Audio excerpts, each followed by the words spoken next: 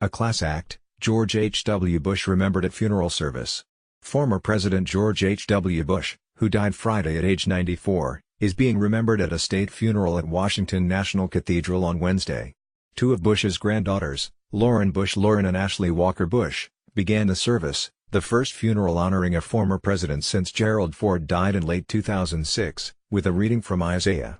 John Meacham, his biographer, was the first eulogist and told the story of Bush's plane being shot down during World War II and how he was rescued. George Herbert Walker Bush was America's last great soldier-statesman, Meacham said, adding that the former president believed in causes larger than himself. He believed that to whom much is given, much is expected.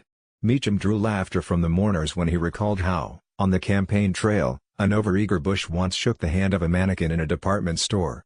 Realizing his mistake, Bush quipped, "Never know, gotta ask."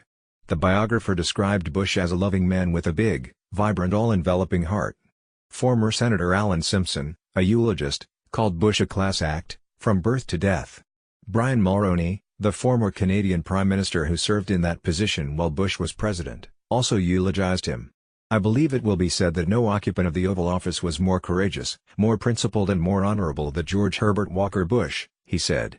Mulroney, like Meacham, also praised the former president for his work in unifying Germany after the fall of the Berlin Wall, saying it could not have been done without his leadership. And the former Canadian leader credited Bush for implementing landmark legislation, such as the North American Free Trade Agreement and the Americans with Disabilities Act of 1990. "Let me tell you, that when George Bush was President of the United States of America, every single head of government in the world knew that they were dealing with a gentleman and genuine leader, one that was distinguished, resolute and brave," he said.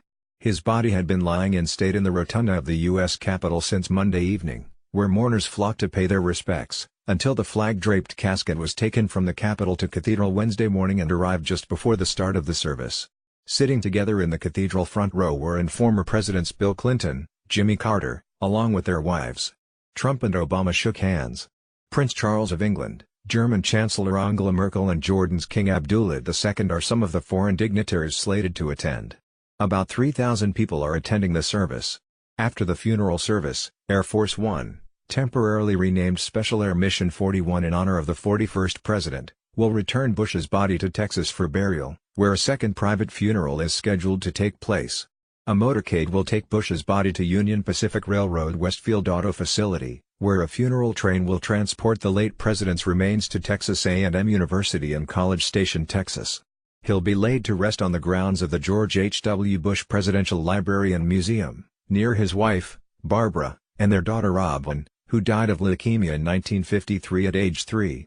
The funeral has been precisely choreographed, with down-to-the-second military rituals for the World War II hero. As many as 4,000 military and Defense Department civilian personnel would be involved in some ceremonial, security or logistical capacity. Bush, himself, gave the Military District of Washington a 211-page document detailing his funeral arrangements. He requested that a missing man formation flyover of fighter jets and that the presidential fanfare, "Hail to the Chief," not be performed at his burial. After Bush was briefed in 2011 about his funeral plans and lying in state, the former president asked, "Do you think anyone will come?" Jim McGrath, who was Bush's spokesman, said on Twitter Tuesday. D'Artenoro Clark is a political reporter for NBC News.